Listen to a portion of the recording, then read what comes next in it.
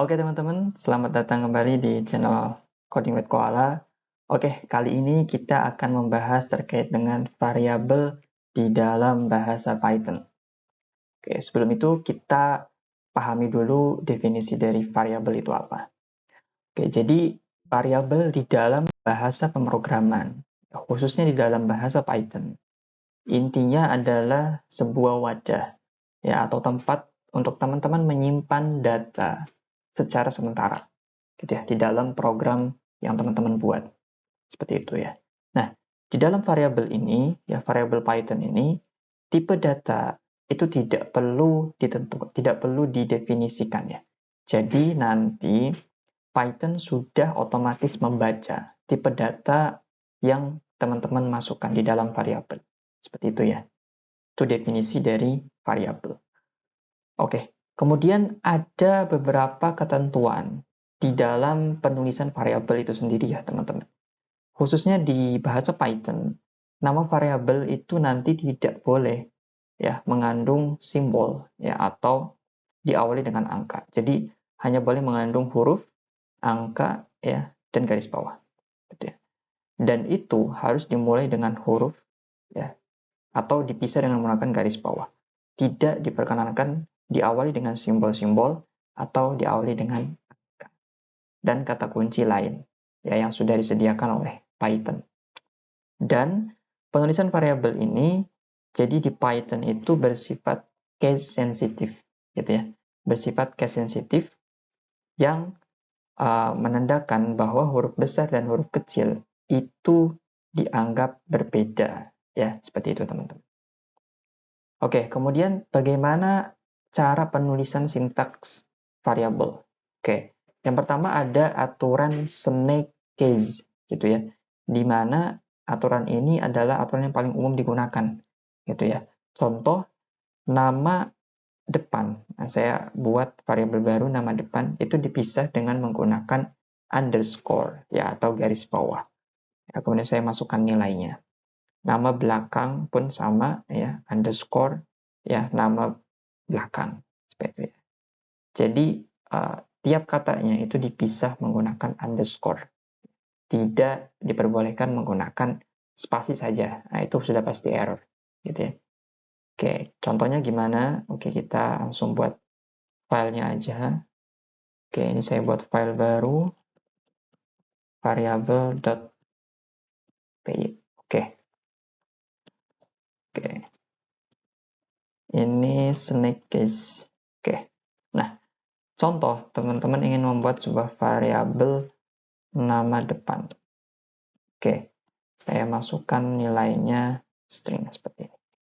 Nah, untuk menampilkannya, teman-teman bisa menggunakan print. Nah, untuk tampilkan variabel dalam kurung nama variabel yang teman-teman buat. Oke, contoh di sini nama variabelnya yang saya buat adalah nama depan. Ya. Jadi cara membacanya seperti ini, gitu ya. Ketika teman-teman membuat sebuah variabel, ya maka kita masukkan nilainya, ya. Jadi Dimas ini nanti akan masuk ke dalam variabel nama depan. Oke. Setelah itu kita ingin tampilkan, ya. Kita ingin tampilkan, maka kita menggunakan fungsi print. Print kita panggil variabelnya nama depan. Maka ketika kita jalankan, ya kita run file Python-nya, nanti akan tampil di terminal seperti ini. Itu ya. Jadi itu cara untuk menampilkan variabel. Ya, keren ya. Oke. Kita lanjut untuk aturan yang kedua, yaitu aturan camel case. Nah, aturan ini kata-kata pertama itu tidak diawali dengan huruf kapital. Tetapi di kata selanjutnya, kata kedua, ketiga, ya, itu diawali dengan huruf kapital. Ya, contoh di sini, nama depan, N-nya kecil, D-nya depannya besar. Gitu ya. Umur saya sama ya. U-nya kecil, S-nya besar. Nilai rata-rata. Nah, ingat ya aturan yang tadi bahwa hanya kata pertama yang awalannya tuh kecil. Ya, kata selanjutnya huruf pertamanya itu kapital, dia besar semua, gitu ya. Oke, contoh Ini penulisan, saya kasih komen, penulisan camel case, gitu ya. Contoh nama depan. Nah, seperti ini. Oke ya. Contoh seperti ini. Teman-teman tidak perlu mengetikkan titik 2 ya. Cukup seperti ini saja. Kita tampilkan panggil fungsi print, oke, dalam kurung nama variabel yang baru teman-teman buat, yaitu nama depan. Oke, kita jalankan lagi filenya. Oke ya, tampil ya, Fahri, seperti itu. Ya, contoh yang lain, nama belakang.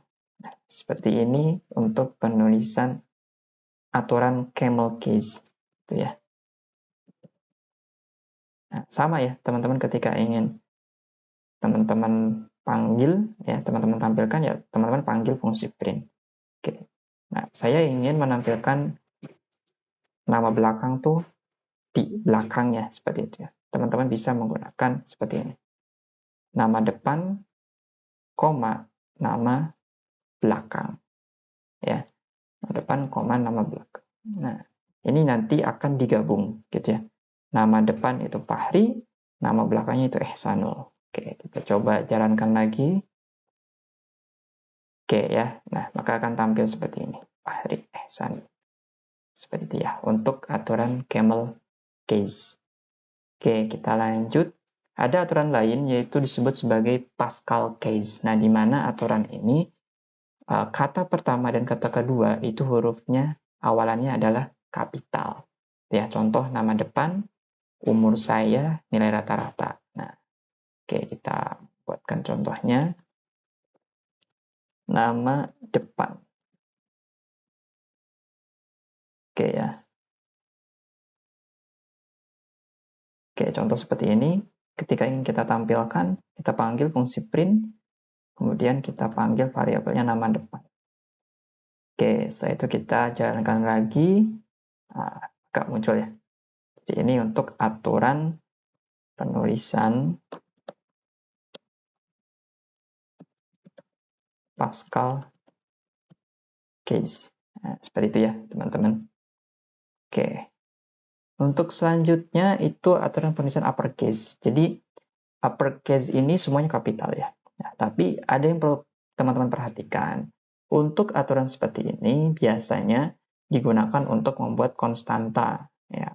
Apa konstanta? Konstanta adalah variabel konstan. Ya. Jadi nilainya itu konstan, tidak akan berubah sampai kapanpun. Jadi disarankan teman-teman kalau misalkan mau pakai kapital semua, teman-teman harus tentukan apakah ini adalah variabel biasa atau variabel konstan. Seperti ya. Contoh variabel konstan itu adalah seperti ini. Pi 3,14. Itu kan nilainya konstan ya. Sampai kapanpun untuk rumus lingkaran 3,14 ya semua lingkaran juga 3,14 seperti itu ya. Jadi ini bisa menggunakan konstanta ya pi sama dengan 3,14. Oke, contoh kita buat penulisan uppercase. Nah, contoh tadi pi ya 3,14. Untuk menampilkannya, panggil fungsi print, kemudian panggil variabelnya. Oke, kita jalankan lagi, akan tampil ya. Oke, itu untuk uppercase. Oke, nah ada beberapa cara penulisan variabel juga yang salah ya teman-teman, yang tidak diperbolehkan. Oke, contoh di sini diawali dengan menggunakan simbol, diawali dengan menggunakan karakter khusus ya, karakter khusus. Kemudian dipisah tetapi tidak menggunakan garis bawah, hanya menggunakan spasi, nah itu akan error. Dan juga teman-teman menggunakan kata kunci yang sudah Python sediakan. Contoh for, while, nah itu kan untuk perulangan dan itu sudah disediakan oleh Python, gitu ya. Sehingga teman-teman pasti akan terjadi error, di sini akan merah. Oke, kita coba aja. Teman menggunakan simbol misalkan ini. Nah, dia langsung merah ya, teman-teman. Meskipun kita sudah masukkan nilainya, nah dia tetap merah, gitu ya. dia akan tetap merah. Atau teman-teman bisa menggunakan spasi saja, gitu ya. Maka ini juga akan error. Atau teman-teman menggunakan kata kunci yang sudah disediakan. Nah, cara melihatnya, teman-teman tinggal ketikkan saja misalkan for, kalau sudah ada di suggestion-nya, ya, sudah ada di suggestion-nya, itu berarti sudah disediakan sama Python. Nah, berarti tidak diperbolehkan untuk dijadikan variabel, ya, karena ini adalah sebuah fungsi, gitu ya. For, while, ya, print, nah ini sebuah fungsi, jadi tidak diperkenankan untuk membuat variabel dengan nama-nama seperti ini, gitu ya. Oke. Oke, itu saja teman-teman untuk video kali ini. Sampai berjumpa di video selanjutnya.